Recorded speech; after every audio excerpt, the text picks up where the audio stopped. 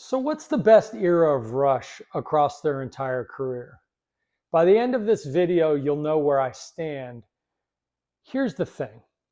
As a Rush fan, and as all Rush fans, we love the band. We all have our favorite era that's special to us. In a recent video I posted about Rush parting ways with their producer, Terry Brown, back in 1982, I was really surprised by the number of comments from you fellow Rush fans out there. And it brought something to light that really surprised me.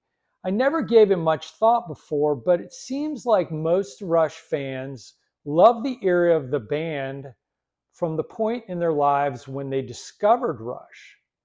That's when they got hooked. Now, that's not everyone, because I'm not one of those people, and I'll explain later. Now, some people love it all. Every twist and turn, they follow down the rabbit hole and back up. Other fans just like a handful of albums, and that's it. But I wanted to dig a little deeper into what I see as the four distinct eras of Rush.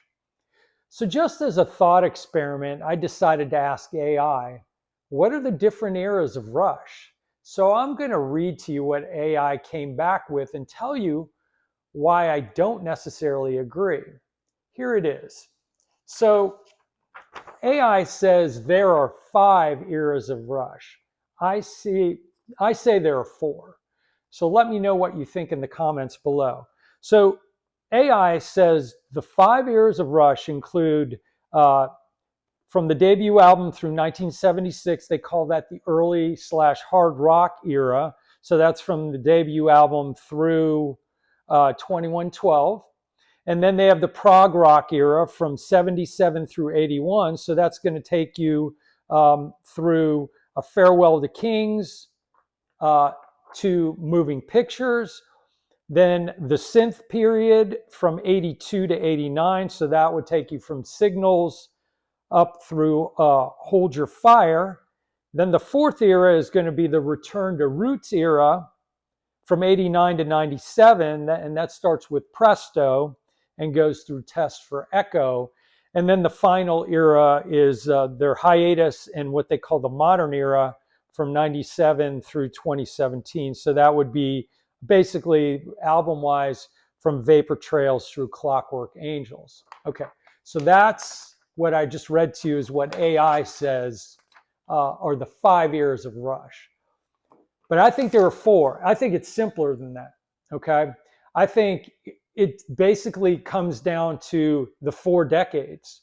The 70s is going to be your blues rock to prog rock, so that's going to take you through hemispheres, because they were definitely, in that classic rock trio into the prog rock era, but it was, I feel that was one era for them.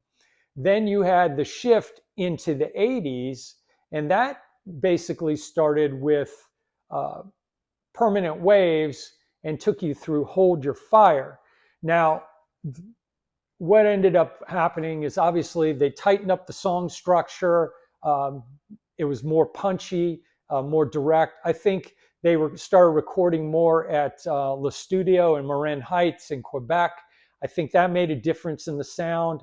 Obviously, in 82, they let Terry Brown go, and then they went on their sort of meandering synth rock era through 89. Now, 1990s, I actually start with the Presto album in 89. Because that was really the stylistic change I think that occurred with Presto. Now, Presto came out on November 17th, 1989, so it was almost 1990. So we're going to split hairs and say that Presto was part of the 90s era for them.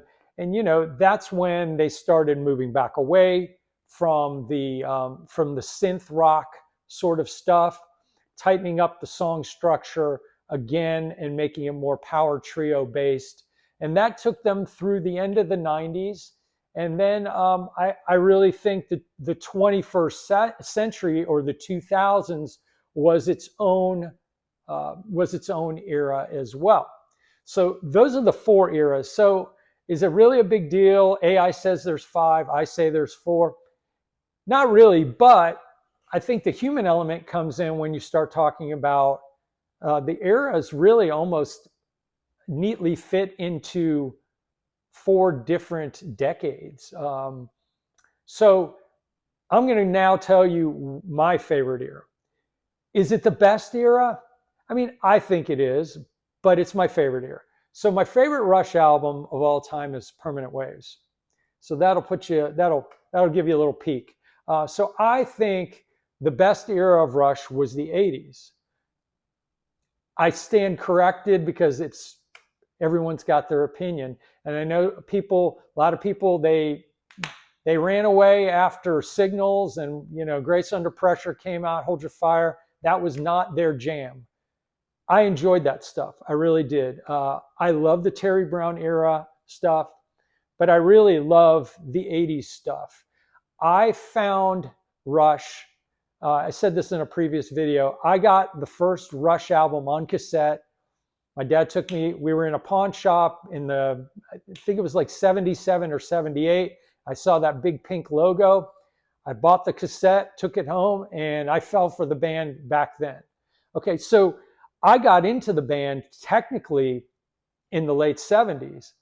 I got into the 70s stuff first, but then when we get to Permanent Waves, we get to Moving Pictures and Signals. That was the era when I soaked it all in. I like the tighter song structure. I like the punchier production. I like the more organic feel as far as the production from Terry Brown. But I like the 80s too, because Grace Under Pressure to me is a great album.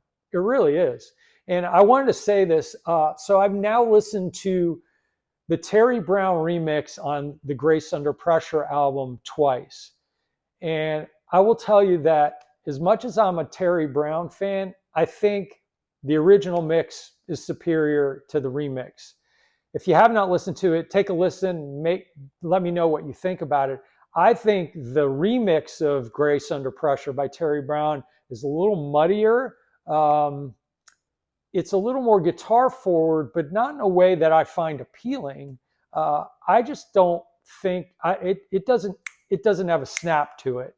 In that mid 80s to late 80s stuff, it was kind of poppy and it was made for radio, and the compression and the sheen and brilliance of it, the high end, sounded better on the original mixes.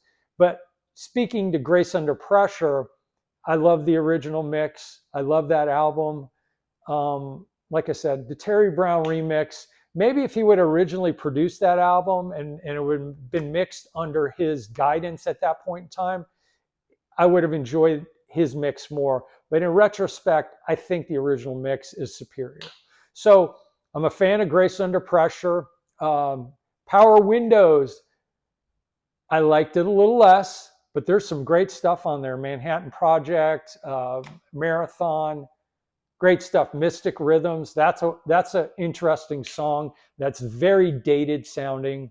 Hold Your Fire was not my favorite Rush album, but as a whole for the 80s, that's when I got into Rush very heavily. That's when I started seeing them live. I saw them 3 times in the 80s. First time on the Signals tour. That probably has a lot to do with why I really enjoy that period too. So having said all that, what's the best Rush era? For me, it's the 80s, starting from Permanent Waves through Hold Your Fire. What's your favorite era? So tell me about it. Let me know in the comments. I think this is one where we're going to have some give and take, and everyone's going to have their opinion. Like I've already stated, the opinions are all over. And so I want to hear from you on which era you think is the best Rush era and what's your favorite Rush era. So if you haven't already subscribed to the channel, please do. Please like this. Share it with Rush fans if you know someone that's into it. I want to get their feedback. I want to hear what they think too. And until the next one,